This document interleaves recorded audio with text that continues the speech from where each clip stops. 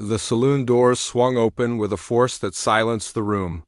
Three men walked in, their boots heavy against the wooden floor, their faces hidden beneath wide-brimmed hats pulled low. The smallest one kicked a chair aside, sending it clattering across the room. Everyone knew what this meant. Everyone had heard the stories about the Harrison brothers, about the towns they'd torn through, about the people who tried to stand up to them. Behind the bar, Clara didn't flinch. She'd been pouring drinks in this frontier town for 15 years, ever since her husband had died building the railroad that connected their little corner of civilization to the rest of the world. She'd raised her daughter alone, kept the business running, and learned that strength came in many forms. Her hands, weathered and steady, continued wiping down a glass as the three men approached. The middle brother, Silas, was the talker. He leaned against the bar with a smile that never reached his eyes. "We'll be having your finest whiskey, ma'am. And seeing as we're new in town, we expect it'll be on the house." A welcoming gift, you might say. Clara set down the glass carefully. Around them, the other patrons had gone silent, watching, waiting. The sheriff had left town 2 days ago, chasing reports of cattle thieves to the north. The timing was no coincidence. "I don't give away my whiskey," Clara said quietly. "You can pay, or you can leave," the youngest brother laughed, a harsh sound that echoed off the walls. "You hear that, boys? The lady thinks she's got a choice in the matter." His hand moved to the gun at his hip, fingers drumming against the worn leather holster. Clara felt her heart hammering, but her face remained calm. She thought of her daughter, Sarah, upstairs in their small apartment above the saloon, hopefully still asleep. She thought of all the people in this room, good people who'd become her family over the years. And she thought of something else, something she'd kept hidden for a very long time. "You're right," she said, surprising them. "You're right. Let me get you something special." She turned to the shelves behind her, where bottles of varying ages and qualities lined the wall. Her hand bypassed them all, reaching instead for a dusty bottle in the corner, one that looked older than the rest, its label faded and barely readable. "Now that's more like it," Silas said, his grin widening. Clara set 3 glasses on the bar and began to pour. The liquid was dark amber, almost golden in the lamplight. "This particular bottle has a story," she said as she poured. "My husband bought it the day we got married.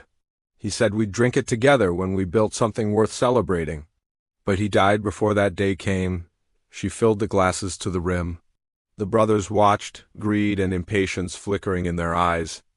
"After he passed, I discovered something interesting about this whiskey," Clara continued, her voice taking on an almost dreamlike quality.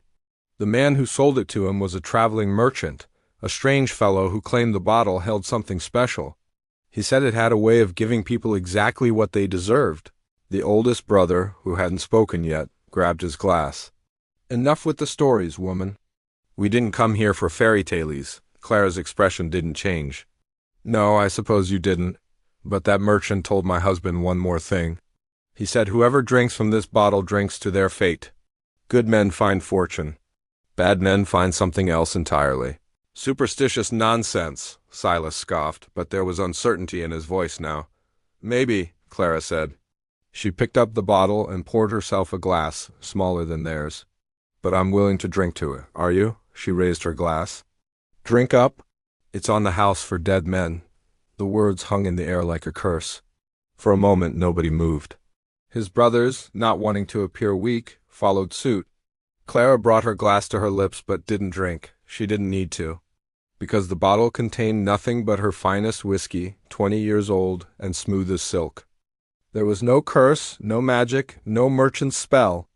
There was only the power of words, of belief, and of a woman who understood that the strongest weapon wasn't always a gun. The brothers' faces had already begun to change, uncertainty creeping in where confidence had been. The youngest one's hand shook slightly. Silas's eyes darted toward the door. "The thing about fate," Clara said softly, "is that we choose it every single day. You boys chose yours the moment you walked through those doors trying to take what wasn't yours." The oldest brother slammed his glass down and reached for his gun, but the sound of rifles cocking stopped him cold.